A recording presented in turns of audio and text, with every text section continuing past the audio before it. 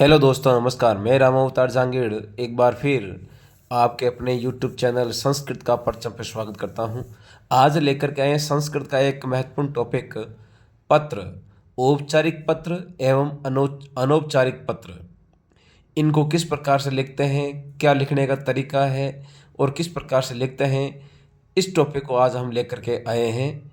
तो चलते हैं इस टॉपिक की ओर। शुरू करते हैं अपना आज का पहला टॉपिक, औपचारिक पत्र। पत्र लेखन। पत्र के दो प्रकार होते हैं। पहला होता है औपचारिक पत्र और दूसरा होता है अनौपचारिक पत्र। ये दो भेद हो जाएंगे। औपचारिक पत्र जैसे प्रधानाचार्य, समाचार पत्र के संपादक या किसी अन्य अधिकारी को लिखने जाने वाला पत्र जो होता है वो औपचारिक पत्र होता है। और दूसरा होता है अनौपचारिक पत्र, यानी अपने परिवार, मित्र या प्रियजन को लिखे जाने वाला जो पत्र होता है वो अनौपचारिक पत्र होता है। यही अंतर दोनों में होता है, औपचारिक और अनौपचारिक पत्र में। आगे देखते हैं औपचारिक पत्र के भाग। कौन कौन से भाग होते हैं औपचारिक पत्र के, तो देखते हैं औपचारिक पत्र में कौन कौन से भाग आते हैं। पहला भाग आता है जैसे पत्र प्राप्त करने वाले अधिकारी का पद, नाम व पता, यानी कि जिसको पत्र प्राप्त करना है उस अधिकारी का नाम लिखेंगे। फिर विषय, फिर संबोधन, और विषय जो अपना सब्जेक्ट जो दिया होता है उस विषय को लिखना है। उसके बाद संबोधन लिखना है, मान्यवर, महोदय, जो भी बड़ा शब्द है, और विषय वस्तु जिसके ऊपर, और अंत में समापन, लिखने वाले का नाम लिखना है और दिनांक, जैसे कोई भी दिनांक है तो वो दिनांक आपको लिखनी है। ठीक है, तो चलते हैं आगे, शुरू करते हैं हम आज का पहला सवाल, यानी पत्र, औपचारिक पत्र। भगवान राकेश, आप राकेश हैं, अस्वस्थता कारणात्, बीमार होने के कारण से, स्वप्रधानाचार्यम प्रति द्विदिवसीय अवकाशार्थम प्रार्थना पत्रम लिखत, अपने प्रधानाचार्य को 2 दिन का अवकाश पत्र लिखिए। यानी कि बीमारी के ऊपर ये प्रार्थना पत्र लिखना है 2 दिन के अवकाश हेतु। तो शुरू करेंगे हम। उससे पहले आपको बता दूं कि जिसको लिखा जाता है तो सबसे पहले उसका पॉइंट टू पॉइंट विषय वस्तु है, शुरुआत है, प्रधानाचार्य का नाम है, जो भी बड़ा पद है उस पद से स्टार्टिंग उसको हम करना होता है। तो शुरू करने से पहले शुरुआत होती है पत्र प्राप्त करने वाले अधिकारी का पद, नाम व पता।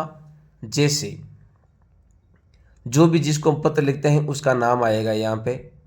तो पत्र प्राप्त करने वाला का नाम क्या है, जैसे सेवायाम, श्रीमंत वगैरह जैसे है, इस प्रकार में लिखना पड़ेगा।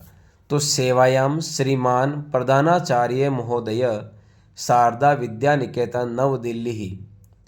सेवा में श्रीमान प्रधानाचार्य महोदय, शारदा विद्या निकेतन, नव दिल्ली, नई दिल्ली से ये लिखा गया है। यानी कि इसको लिखा गया है प्रार्थना पत्र ये इस स्कूल के प्रिंसिपल को। फिर लिखना है इसका विषय। विषय जो प्रश्न के अंदर दिया हुआ है, दिन द्वैसीय अवकाशार्थम प्रार्थना पत्रम, ये जो टॉपिक लिखा हुआ है प्रश्न के अंदर, दिन द्वैसीय अवकाशार्थम प्रार्थना पत्रम, ये भी सेम हो जाएगा अपने, सेम टू सेम। इसी को यहाँ पे कॉपी पेस्ट कर देना है। फिर आता है संबोधन, यानी संबोधन में मान्यवर, महोदय, इन शब्दों का हम प्रयोग करते हैं जो बड़े हैं उनके लिए। फिर आती है विषय वस्तु, यानी विषय वस्तु में जो अपना टॉपिक है वो किसके द्वारा, किसको लिखा गया और किस कारण से लिखा गया है उसका लिखना है। तो फिर आता है सविनयम नम्र निवेदनम अस्ति यत्, सविनय नम्र निवेदन है कि यत् में अहम 9वीं कक्षाया छात्र अस्मि, मैं 9वीं कक्षा का छात्र हूँ। अहम ज्वर पीड़ितः अस्मि, मैं बीमार हो गया हूँ। अतः विद्यालयम आगंतुम असमर्थः अस्मि, अतः मैं विद्यालय आने में असमर्थ हूँ। कृपया दिन द्वयस्य अवकाशम स्वीकुर्वन्तु, अतः कृपया करके 2 दिन का अवकाश स्वीकार करें। स धन्यवादम, स धन्यवाद, आपका बहुत बहुत धन्यवाद। तो इस प्रकार ये जो प्रार्थना पत्र है इसका फॉर्मेट रहता है। और शुरुआत की जो लाइन है सविनयम नम्र निवेदनम अस्ति यत्, ये सभी काम लिखना है। और अंत में आता है समापन करने वाले का नाम, लिखने वाले का नाम और दिनांक। जैसे यहाँ पे दिया भगवान राकेश है, जो आपको यहाँ पे लिखना है अब भवताम आज्ञाकारी शिष्य, आपका आज्ञाकारी शिष्य राकेश है, और दिनांक, जो भी दिनांक है तो वो दिनांक आपको लिखनी है, इस जो डेट दी हुई है उस डेट के अकॉर्डिंग। तो इस प्रकार ये फॉर्मेट रहेगा लिखने का तरीका।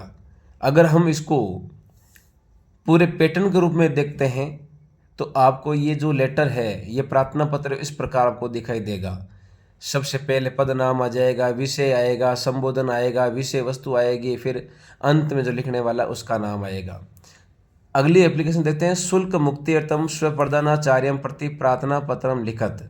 शुल्क मुक्ति के लिए अपने प्रधानाचार्य को एक प्रार्थना पत्र लिखिए। देखते हैं प्रधानाचार्य के लिए प्रार्थना पत्र किस प्रकार का फॉर्मेट होता है। तो वही सिस्टम इसमें है, सेवायाम श्रीमान प्रधानाचार्य महोदय शारदा विद्या निकेतन नव दिल्ली ही। तो ये पद नाम हो जाएगा और जिसको लिखा गया है यानी कि जिसको भेजा गया है उसका ये पद नाम वगैरह जो एड्रेस है वो आ जाएगा। फिर आएगा इसका विषय, विषय जैसे शुल्क मुक्त्यर्थम प्रार्थना पत्रम, तो इसका विषय वस्तु जो है वो यहाँ पे आ जाएगी, स्वयं शुल्क मुक्त्यर्थम प्रार्थना पत्रम। तो ये अपना विषय वस्तु हो जाए। फिर आएगा इसका संबोधन। विषय वस्तु जो होती है वो प्रश्न के अंदर ही दी होती है, उसी को हमें लिखना होता है जिसके ऊपर ये पत्र लिखा जाता है, प्रार्थना पत्र। फिर आता है संबोधन। अब संबोधन के अंदर हम मान्यवर, महोदय आदि शब्दों का प्रयोग हम कर सकते हैं। और इसकी विषय वस्तु आएगी सविनयम निवेदनम अस्ति यत, सविनय निम्र निवेदन है कि यत अहम 10वीं कक्षाया छात्र अस्मि, मैं 10वीं कक्षा का छात्र हूँ।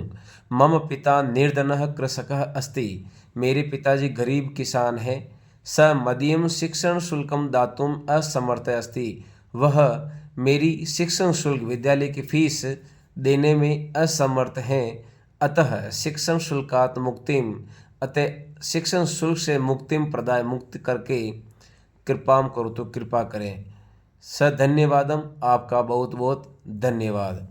तो इस प्रकार ये विषय वस्तु जो है आप अपने प्रिंसिपल सर को, जो भी आपके पद नाम है, जहाँ भी आप काम करते हैं, पढ़ते हैं, लिखते हैं, तो उनको शुल्क मुक्ति के लिए जो प्रार्थना पत्र लिखा जाता है उसकी विषय वस्तु इस प्रकार होगी।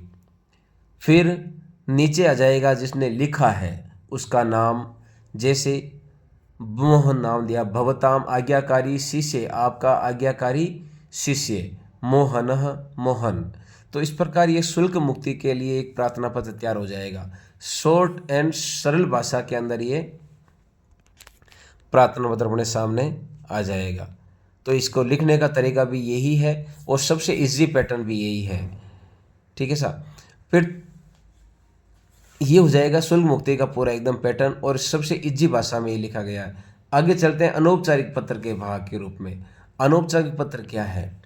जो कि हम अपने बड़े भाई बहन बंधु जो भी मित्र हैं उनको लिखते हैं, उसके आता है। तो सबसे पहले उसमें आता है भेजने वाले का नाम और दिनांक, यानी कि नाम नहीं लिखना है, जहाँ से लिखा गया जयपुर, दिल्ली, हॉस्टल वगैरह, दिन और तारीख, ये आपको यहाँ पे लिखना होता है। फिर आता है संबोधन। संबोधन में जो बड़ा भाई है चाहे छोटा भाई है, माता पिता जो भी है उनके लिए। फिर अभिवादन, नमस्कार करना, प्रेम पूर्व नमस्कार जैसे इन शब्दों का प्रयोग, नमो नमः जैसे शब्द है, इन शब्दों का मैं यहाँ अभिवादन करना होता है। फिर आता है विषय वस्तु, यानी कि हमें अनौपचारिक पत्र क्या किसके ऊपर लिखना है। और सबसे लास्ट में आता है पत्र प्राप्त करने वाले के साथ प्रेषक का संबंध, उनके साथ संबंध क्या है, भाई बंध का संबंध है, पुत्र का संबंध है, पिता का संबंध है, माता का संबंध है। और पत्र लिखने वाले का नाम लिखना होता है। आपका आज्ञाकारी पुत्र जैसे है, आज्ञाकारी भाई जैसे है, जिसको भी पत्र लिखा जाता है तो उसको प्रेषक का नाम लिखना होता है और उसी के साथ संबंध बताना पड़ता है। तो ये जो फॉर्मेट है वो अनौपचारिक पत्र के रूप में हमारे सामने आएगा, जिसमें भेजने वाले का नाम पता एवं दिनांक होती है, फिर संबोधन, फिर अभिवादन, फिर विषय वस्तु और अंत प्रेषक। जैसे अपनों से बड़ों के लिए, अपने से कोई बड़े हैं तो उनके लिए संबोधन, अभिवादन और संबंध, ये किस प्रकार से हम करेंगे। जैसे संबोधन में करेंगे आदरणीय है, आदरणीय, अगर पुरुष है तो उसके लिए आएगा आदरणीय पूजनीय है, और महिला है तो आदरणीय पूजनीय। अभिवादन करेंगे सादर चरण स्पर्श नमो नमः।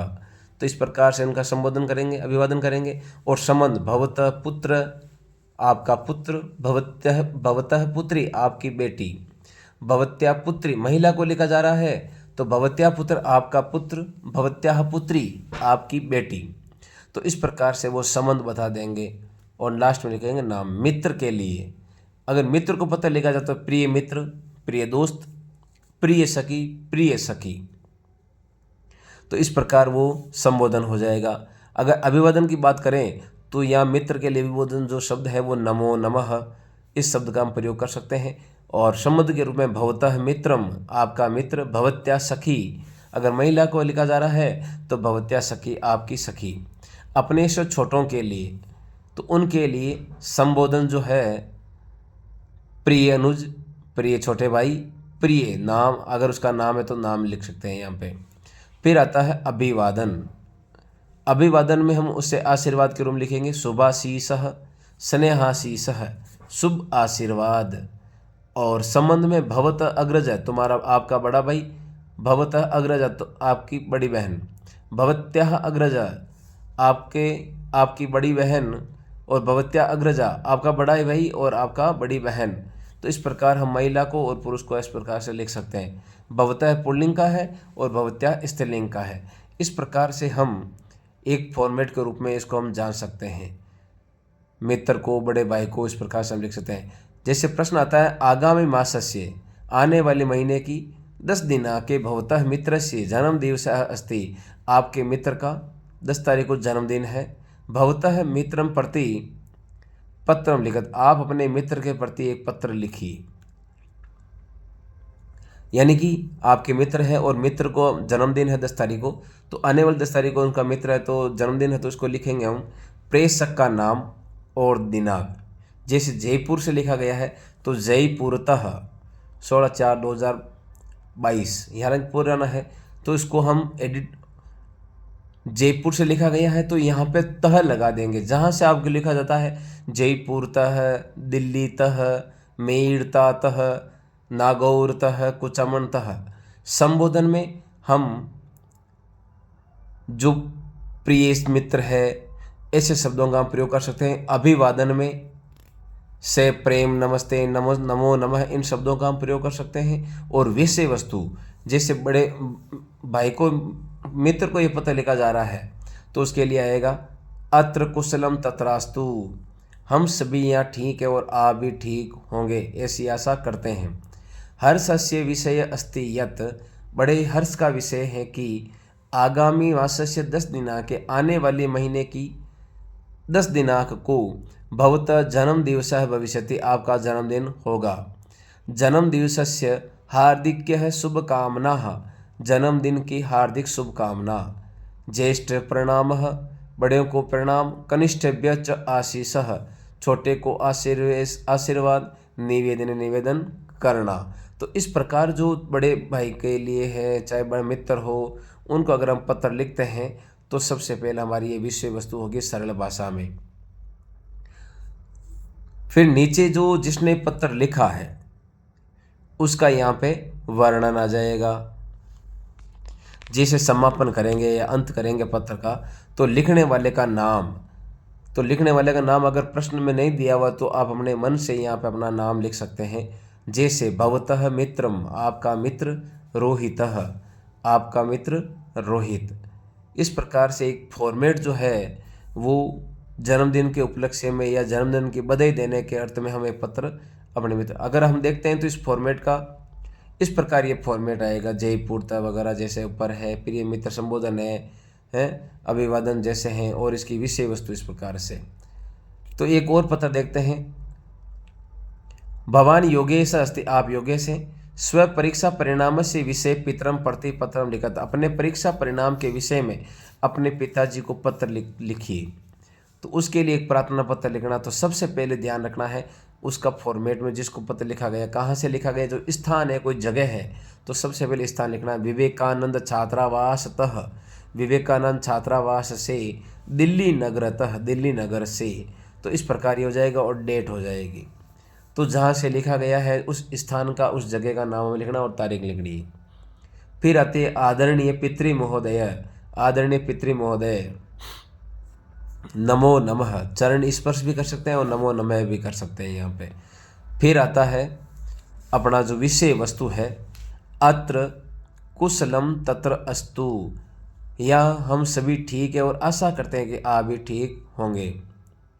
शुभम समाचारम अस्ति, शुभ समाचार हैं। यत यानी कि ये जो अत्र कुशलम तत्रास्तु जो लाइन है, ये सभी पत्रों में हम लिख सकते हैं, ये सभी पत्रों में इक्वल आती है। शुभम समाचारम अस्ति, यत शुभ समाचार है कि यत मम अर्धवार्षिक परीक्षायाः परिणामः आगतः, मेरी अर्धवार्षिक परीक्षा का परिणाम आ गया है।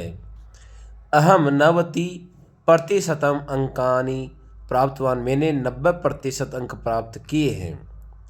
भवतः आशीर्वादेन, आपके आशीर्वाद से, वार्षिक परीक्षायाम अधिकान अंकान प्राप्तम करिष्यामि, आपके आशीर्वाद से मैं वार्षिक परीक्षा में अधिक अंक प्राप्त करूँगा। मातरम प्रति मम प्रणाम निवेदनीयम, माता के प्रति मेरा प्रणाम निवेदन करना। भवतः प्रिय पुत्र, आपका प्रिय पुत्र योगेशः। तो इस प्रकार जो एक पत्र लिखते हैं, इस प्रकार लिखने का इसका फॉर्मेट होगा, जिसमें सबसे पहले जगह, फिर अब संबोधन अभिवादन जैसे हैं, तो